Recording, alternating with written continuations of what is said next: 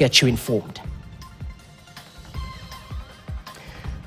To our top story tonight, where we take a look at matters to do with the National Police Service, because every police officer swears an oath, allegiance to the Constitution, loyalty to the nation, and a promise to uphold human rights.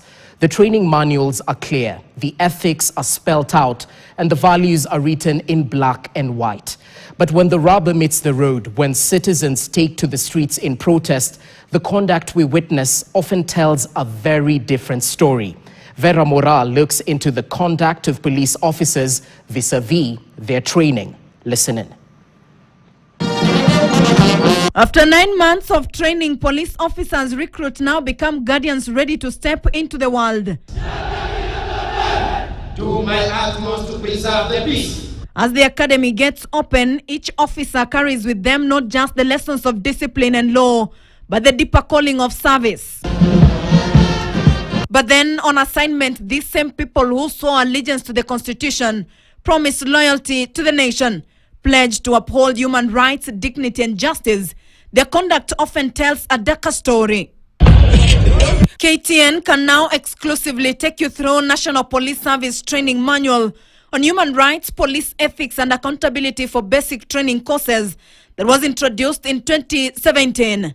The document in our possession reveals the kind of training police officers undergo. Inside the academy, recruits are drilled on human rights, that every person, regardless of race, religion or opinion, is entitled to freedom and dignity, but in practice, the script changes.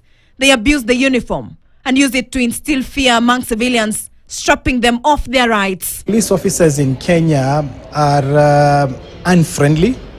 Number two, I believe that police officers in Kenya, in most cases, more often than not, would prefer using force as opposed to reason. And then number three, they are ill-equipped and ill-trained. They don't know how to deal with the public. The training also entails rights of persons detained or held in custody. A detained person shall be entitled to enjoy all the rights that do not relate to the restriction of liberty.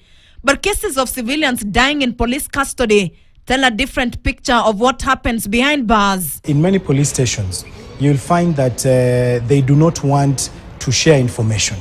And you know, according to the Constitution of Kenya, the rights of an arrested person, people have a right to be informed of the reason for the arrest. And then secondly, for persons of interest, whether they are lawyers or their family, are supposed to be told what is happening.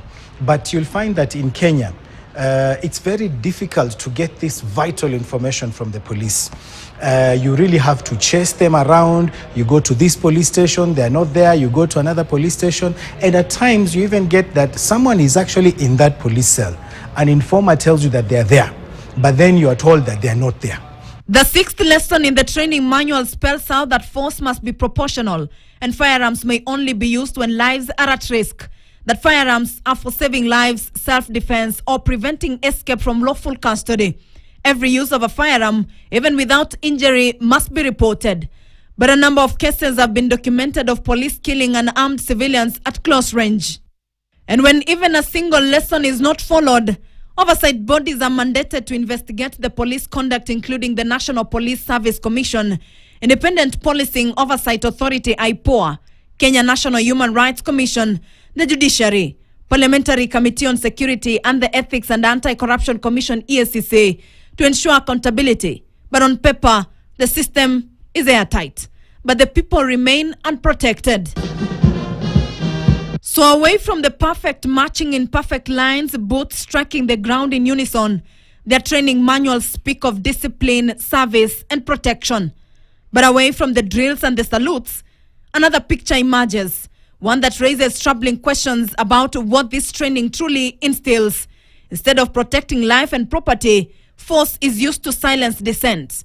Instead of lawful arrests, arbitrary detentions become the norm. And instead of accountability, impunity reigns. According to law. Vera Moral, KTN. Favor, affection or ill will. Moving on, a constitution